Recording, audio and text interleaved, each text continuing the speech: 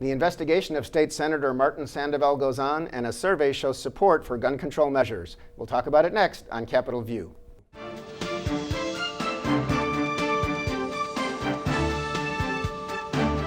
Welcome to Capitol View, the program where we talk about state issues, sometimes federal issues, and how they just might affect your life. I'm Bernie Schoenburg from the State Journal-Register. Returning today, Rebecca Anzel is here. She is a State House reporter with Capital News Illinois. Welcome back. Thank you. And Brian Mackey is here again, State House reporter for NPR Illinois. Brian, thanks for being here. I'm glad to be here, Bernie. On we go. Well, we didn't have Martin Sandoval's office raided this week. That's been a few weeks now, but we keep getting new information. Newspapers continue to report on documents that come out. And what have we found from the federal investigation of Sandoval and various businesses and suburban mayors and gaming, a gaming executive? Brian, what's happening here? I think the bottom line is what's happening is this is a pretty big, sprawling federal investigation. We had a sense it was a big investigation. After the offices were raided, a bunch of us filed Freedom of Information Act requests, and we got a document with a lot of black ink on it redacting the names. But this would be the search warrant, which was the word I was looking for. Yes, the search warrant that the federal agents served on the Illinois State Senate to actually gain access to Senator Sandoval's Capitol office. They also searched his home and his district office. And he lives in Chicago, and the district office is in Cicero, I believe. I think it's in... Or Berwyn? Yeah, I don't remember exactly where the physical address is. But his district is the southeast side of Chicago near Midway Airport, and it involves a number of suburbs, McCook, Lyons, some of these really tiny suburbs with heavy industrial operations related to road building and paving and that sort of thing. And so what this document was heavily redacted, but then reports began to dribble out about federal raids in some of these suburbs as well. And then at the end of late last week, I think after last week's show probably went to air, the Senate released an unredacted report because it turns out a lot of this information had come out subsequently, but there were new names, as you said. Verification that the investigation also relates to, not that no one has been charged, no one has been certainly convicted. Including the senator whose name keeps getting thrown around by people like us. Yeah. Exactly. But it involved a red light camera company, it involved a cigar lounge, it involved businesses owned by the senator and his wife, it involved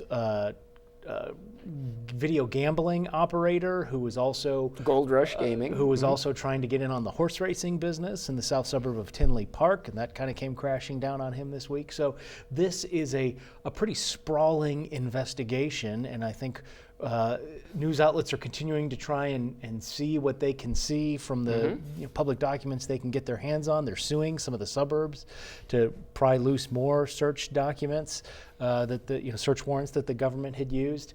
But we're still kind of waiting for the big story to drop, which would be if there are eventually some indictments in this case. Yeah. Now there is somebody named Rick Heidner, is owner of Gold Rush Gaming, and he wanted to develop it's called a racino. It's a racetrack with a casino gaming within in Tinley Park, but it was on state land. And Governor Pritzker, or his administration at least, basically said, we're not selling you the land. So that seems to be one big idea that is put on the shelf. And the governor also had asked for Senator Sandoval to stand down, remove himself as chairman of the Transportation Committee in the Senate, which eventually happened. But Rebecca, it creates an interesting problem for the governor, who is working to implement, was very proud to have had the legislature pass the $45 billion capital plan to build roads and buildings all over the state. And then this happens. How big of a cloud do we think this is? A lot of the opponents to that plan to begin with, mostly Republicans, have come out recently and pointed at Senator Sandoval's involvement in that plan, specifically raising the gas tax, and have said,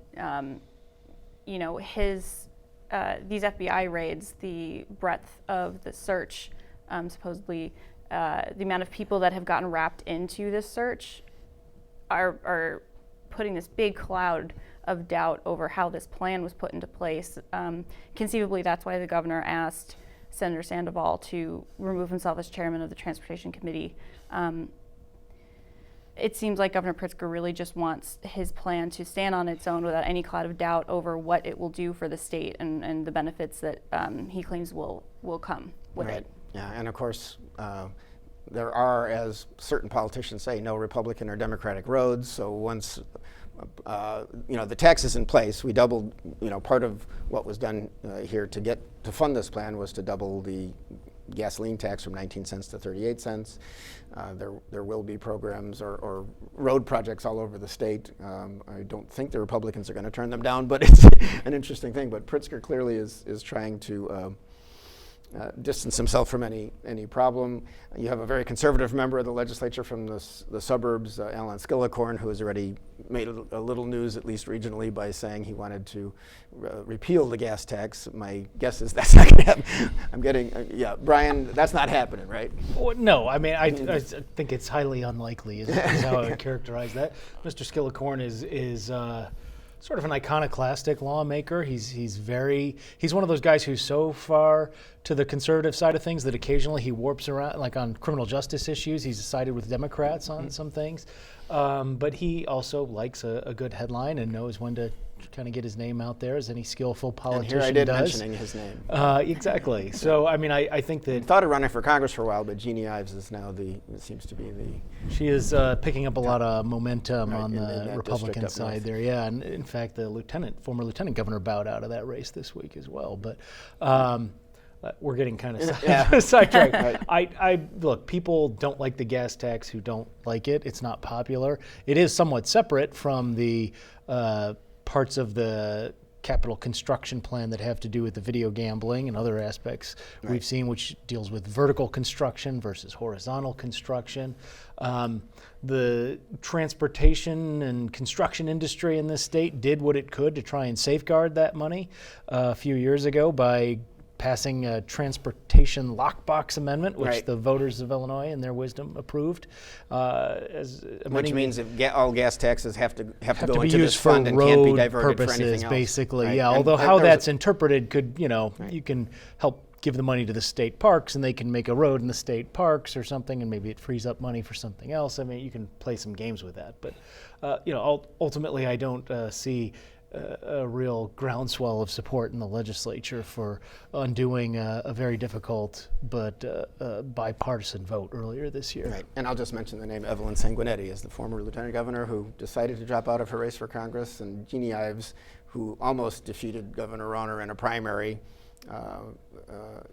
clearly seems to have a better kind of campaign machine and generates more enthusiasm on the trail, I'm sure.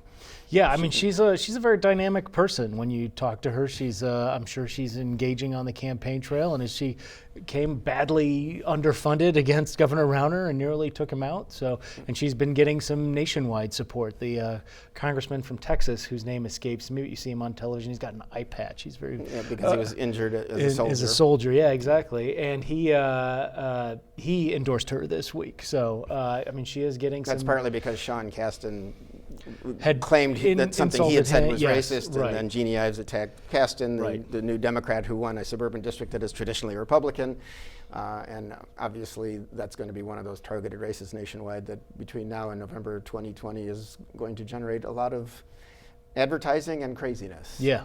Kind of like the 13th in our area. Sure. I do, before we move on from the whole Sandoval search warrant thing, there was some other fallout we didn't talk about yet this week, which is the CEO of Exelon and Commonwealth Edison, or ComEd. Anne Pramaggiore, I think is how you say that. One of the most powerful women in business in Illinois, stepped down because ComEd has revealed twice now this year that they've gotten subpoenas, and their name came up in the search warrants for Senator Sandoval's office. So it's being called a retirement. Apparently one of their top officials who deals with government relations, lobbying essentially, also retired this week. They're not really saying much about why, but there is this cloud of suspicion over the company. They had a pretty big legislative agenda this year that there was a lot of talk until a few weeks ago that would be coming up in veto session, a sort of comprehensive energy plan. They're saying that if they don't get some more, as they did a few years ago, get some more state support, that they might have to close some nuclear plants. Yeah, and Governor Rauner did with a Democratic and that was one of the legislature, few bipartisan things that happened pass a bill to save the Right. plants in Clinton and the Quad Cities. Couldn't at pass the a time. state budget that veto session in 2016, but they did pass a bill Very to give quickly, just ComEd within a a lot matter of of money. days. Yes, Yeah. yes, exactly. So this is, but that whole agenda seems to be on hold now, and this even involves some associates of the Speaker, which has people wondering, does the Speaker's office tie into this somehow? But we haven't seen any it's all evidence speculation of that. and Right, nobody's exactly. charged in all of this stuff, Exactly. which is so interesting, and we will keep an eye on it. Sorry, Senator Sandoval, your name is probably going to continue to be mentioned, but on we go. Well, on another topic, the University of Illinois Springfield Survey Research Office has been rolling out results of a survey of more than 1,000 people that they did, and one of the findings that came out in the last few days was 92% approval for mental health background checks for gun sales, 72% favored an assault weapons ban, up from, I guess it was 58% a year earlier. So gun control, I don't know, Rebecca, if you want to speculate if this means that the legislature will take up any big gun control moves, but clearly it seems from this survey, despite the fact that in Central Illinois we hear a lot of pro-Second Amendment rhetoric and, keep your hands off of our guns, and it's the person, not the weapon, that is causing the problem. We've also had a lot of mass shootings, and this could be a hot topic, and a survey like this could add to that. Yeah, Brian could probably speak more to the survey, but I thought it was interesting. The results seem to indicate that both Democrats and Republican people who lean both democratically and conservatively supported some form of gun control. And I mean, they also supported the idea of requiring fingerprints to get a FOID card. Which is and Illinois is one of the few states that requires a special ID card to even buy a weapon or a gun. And then I don't think you had mentioned that mostly supported banning high capacity magazines as well. Right, anything over 10 bullets, right? Yeah, or so 10 rounds. It's just interesting. To your question, I don't think that this will cause a sort of swell in the legislature for all of these gun control measures, but I think it certainly will be something lawmakers will point to and say, well, look at the survey, look how many people support it, let's push through whatever legislation. Certainly bills had come up the session that just ended. They weren't wholly successful, but this might be something to point toward. Governor Pritzker clearly is on the more control, he wants common sense gun control the way, and then the conservatives say, well, that's just liberal, but Pritzker is clearly in that, which is kind of a Chicago-ish thing. Brian, your thoughts on the trustworthiness of the survey, because I know we were talking before we started with the cameras on and all about, again,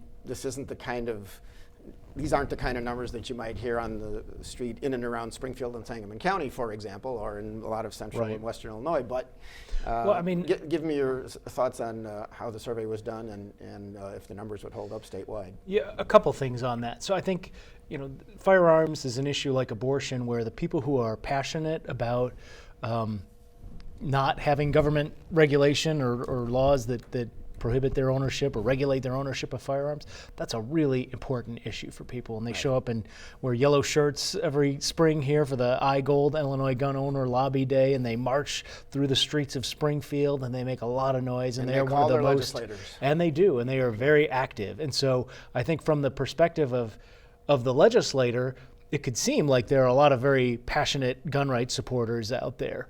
But what we see in mass opinion is that even among Republicans, which is the more obviously pro-gun rights party in Illinois, although there are Democrats who pride themselves on their pro-gun rights positions. And a lot of it is regional, too. Sure, it's more regional than anything else. Downstate is pro-gun, and Chicago and suburbs are much less so. Even though the voters may feel that way, the activists within the Republican Party are such an important and loud voice in that constituency that tends to drive the policy. So in terms of this poll, I did hear some pushback from people that, this was it was a very Democratic heavy poll. And if you just kind of quickly glance at it, it's D plus 23. It says that Illinois has 23% more people who identify as Democrats than Republicans.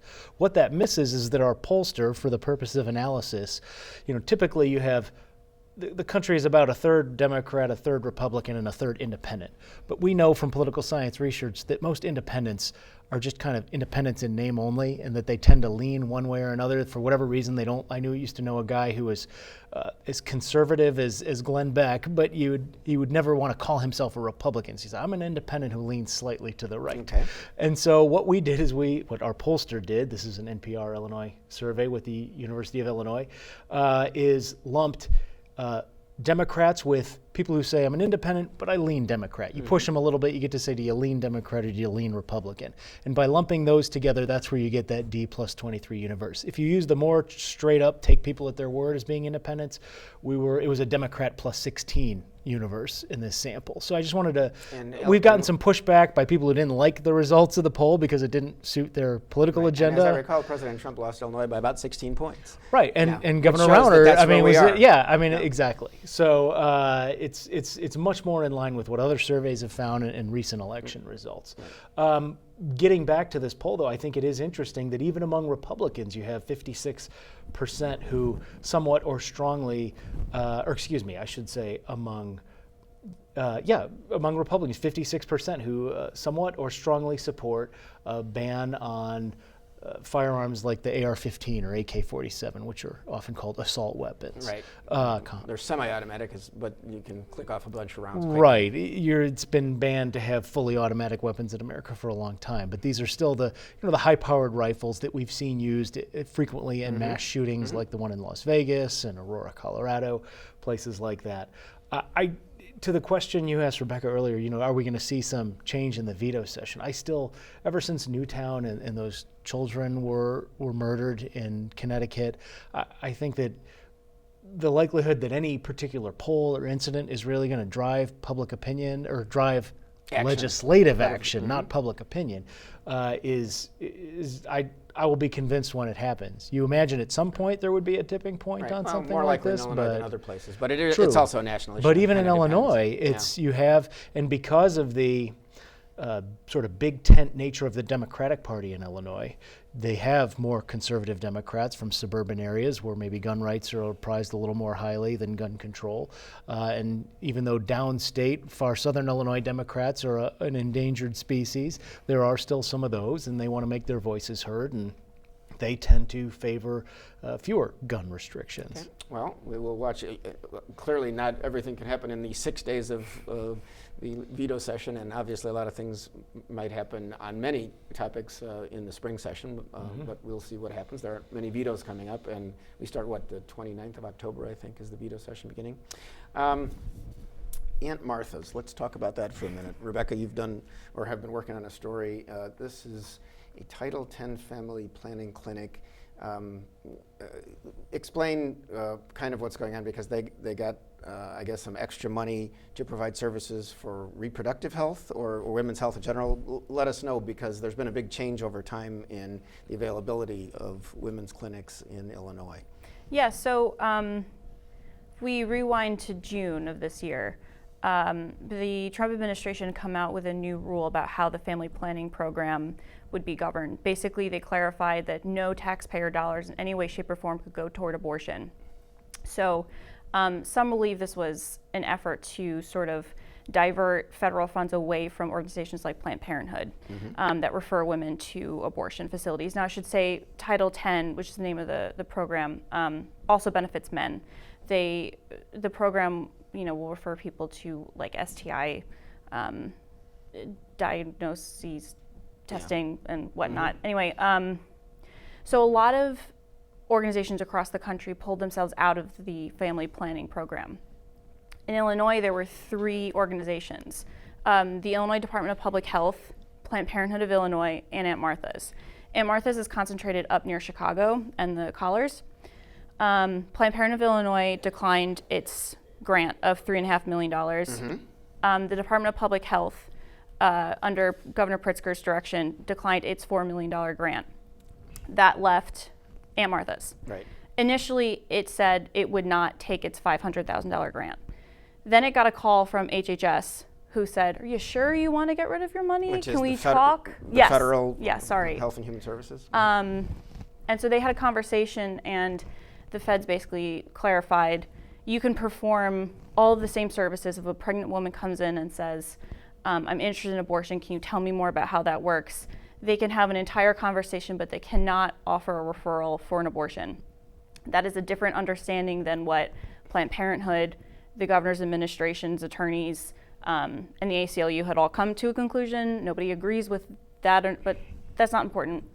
The sort of end line is, in June, Illinois had 99 family planning facilities that participated. Including the Planned Parenthood outlets like the one in Springfield, okay.